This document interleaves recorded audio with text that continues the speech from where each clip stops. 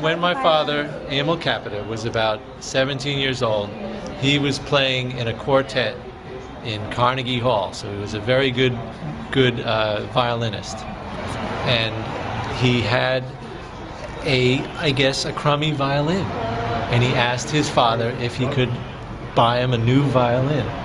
And his father said, no. He says, I'm not buying you a new violin. Use the crummy old violin you have. So my father got angry at that, and he slammed the violin down and he broke it in half. And because he did that, he became an electrical engineer, and he was self-taught.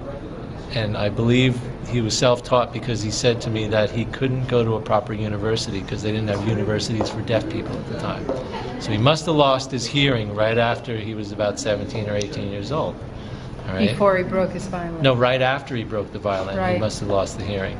I mean, right after. Right. So then, he taught himself electrical engineering, and I remember him telling me things like he used to go down to Hoboken where the ships would come in.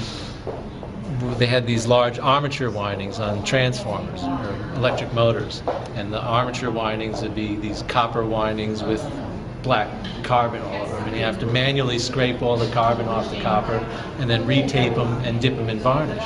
And they would have teams of guys that would do this 24 hours around the clock. So he was doing that. That was his first thing, I guess, doing that, learning the trade. And then he got hooked into this whole idea of induction heating.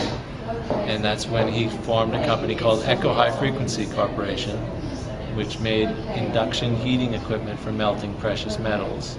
And he actually made all the melting equipment for melting uranium for atomic weapons, which started the arms race, nuclear arms race. And it was very interesting because I remember him telling me the story that he went to Oak Ridge, Tennessee, and he stood up against all these nuclear physicists and all that. They were melting uranium by the ounce, and they couldn't figure out how to melt it by the ton, you know. And my father stood up and said, "Why not?" And they said, you know, they all have their reasons. But he came back a couple of weeks later and he taught him how to melt uranium by the ton, and sure enough, that started the arms race.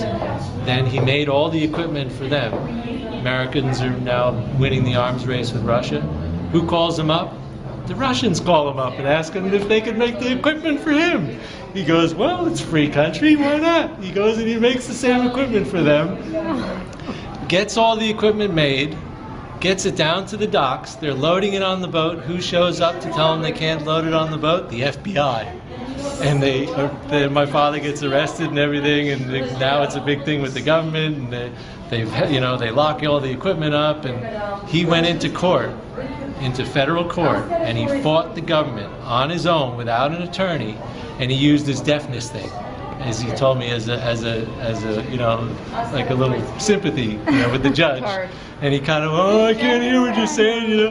And he basically settled out of court, because I know even when I was in New Jersey in the factory, all the equipment was still there, like back in the 80s. They hadn't gotten rid of it, and that was the deal, that he basically had to hide the equipment there and not give it to the Russians. Great story or what? Great.